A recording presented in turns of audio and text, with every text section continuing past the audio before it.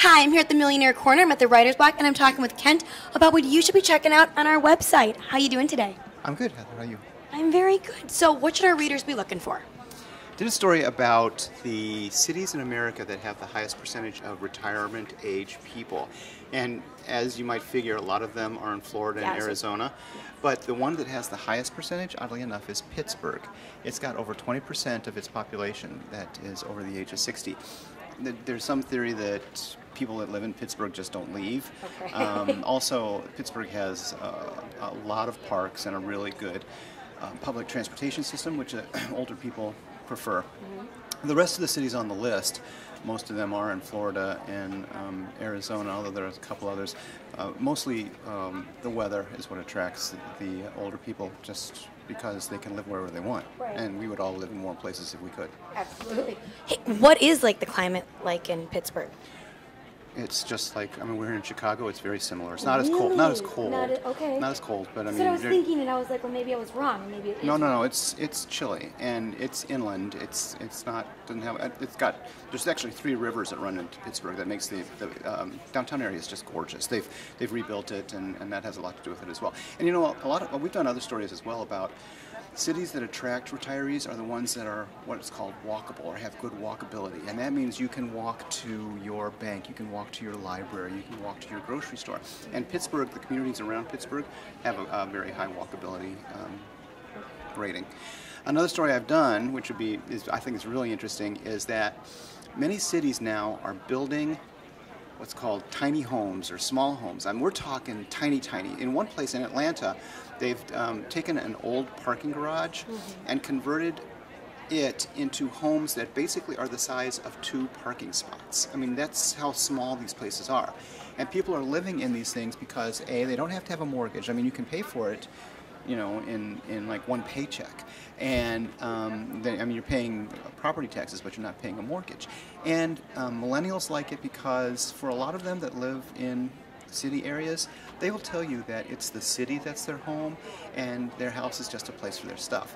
This also serves a purpose, something that a lot of psychologists talk about, is that it's not a bad thing to reduce your stuff, to go through and get rid of some of the things that you simply don't need, that you're keeping for some unknown reason. Well, there are a lot of people that are now trying to move into these kinds of homes so that they can reduce that material that causes you to sort of hang on in ways that you don't really need to. So there's a lot. In big cities, New York is actually considering building an entire community of these small homes. Atlanta has just built a community, shipping containers that they put on big barges that go across the ocean.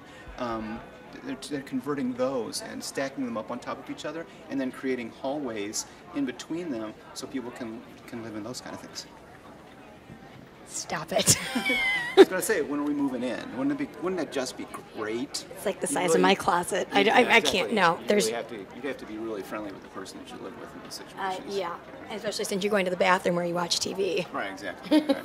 Is there any other interesting stories that our viewers should be checking out? I'm a big fan of this one. In Baltimore, a company has created a device that looks like a wheel that's on. Remember in mills would have water wheels that operate? Yeah. It is a water wheel that attracts trash into the water wheel. The trash is picked up by the water wheel. The water wheel then deposits the trash onto a conveyor belt where the conveyor belt dumps it and puts it into a dumpster, and then the dumpster is taken away.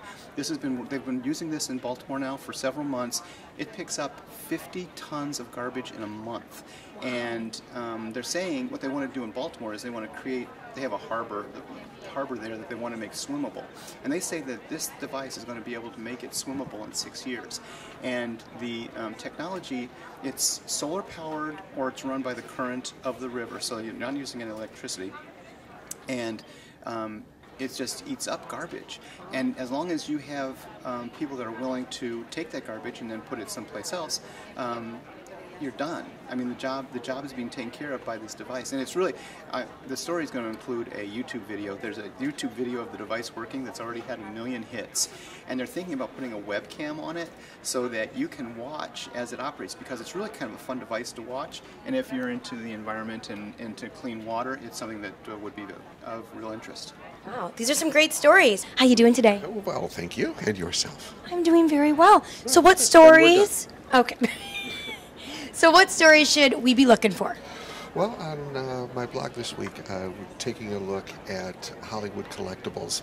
Now, you're too young for this, but have you ever seen a movie called Casablanca? Yes. Well, one of the most beloved movies of all time. In November, there is an auction of Casablanca items. Sam's piano, the piano on which he played as time goes by, is on sale, or will be up for auction. It's expected to get 7 figures. Wow. The letters of transit are also available, plus a script. But it got me to thinking, what movie props, if money was no object, and money's always an object, but if money was no object and if everything was available, you know, what movie props would I like to have? Yeah. What about you? What's your favorite movie? What would you like to have?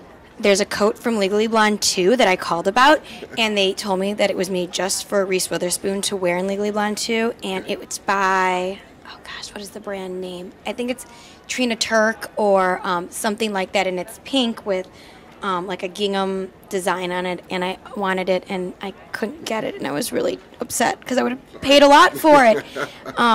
There's a lot of things they make just for movies, especially costumes or wardrobe, that you can only get if you bought that character's outfit. Now, actually, there's been a rise of companies. I think Entertainment Weekly has a feature where can you, if you see something you like, a particular piece of jewelry or clothing, you can, they tell you where you can find it.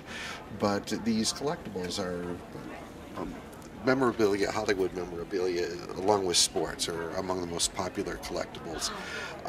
People like that connection to movie history. These one-of-a-kind things, and so I reflected in the blog about some of the props or things that I wouldn't mind, like the Ottoman from the Dick Van Dyke Show that he trips in. I think that would be a nice keepsake from the program. A lot less creepier than Laura Petrie's capri pants, which probably would be inappropriate if I got those. Anyway, also on the website there's a story about baby boomer women, and about 42% now consider themselves like the CFO of the household. They're taking more responsibility for their finances, and women face many challenges. They're living longer, so there's a fear of outliving their retirement savings. Salary inequality puts them behind the 8 ball. So many of them, 9 in 10, according to this new study, are saying that they need to take much more responsibility. And they're being proactive about it by making financial plans. So baby boomer women are much more confident in their financial futures than younger generations. So there is a story on that. Next week, it's Index Week. The Affluent Investor, Index Week. The Affluent Investor Confidence Index. And the last 2 months, which we had not seen in a long time, they had gone up. Yeah. Just a little bit, 2 months in a row. But up significantly. Not significantly, just a little bit up, Oh, okay. Because it's been seesawing. One week the index is up, 1 month the index is up, next month down, and so on. The last 2 months it had been trending upward. Next week we're back down. We will have stories about that. Okay. And speaking of luxury items, what's on your blog next week? Well, funny you should ask. It is your job. So I wonder how many of you ladies out there are getting excited for fall fashion. You're getting the new catalogs that are coming.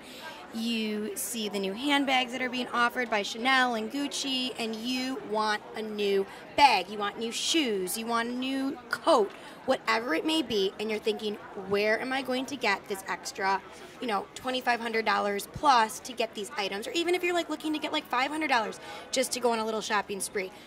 You can find it in your closet, ladies. If you can just let go of some items from years past that you might not use anymore, maybe do like an inventory of when was the last time I actually carried this handbag, or when did I wear these pair of shoes last that are still in perfect condition.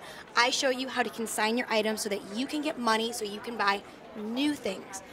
I've done it with several handbags that I have, and I've gotten at least half the value or a little bit more than what I originally paid for an item that I bought like 3-4 years ago.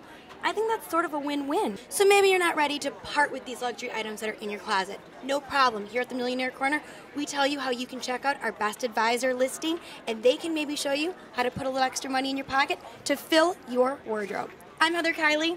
Thanks so much for watching.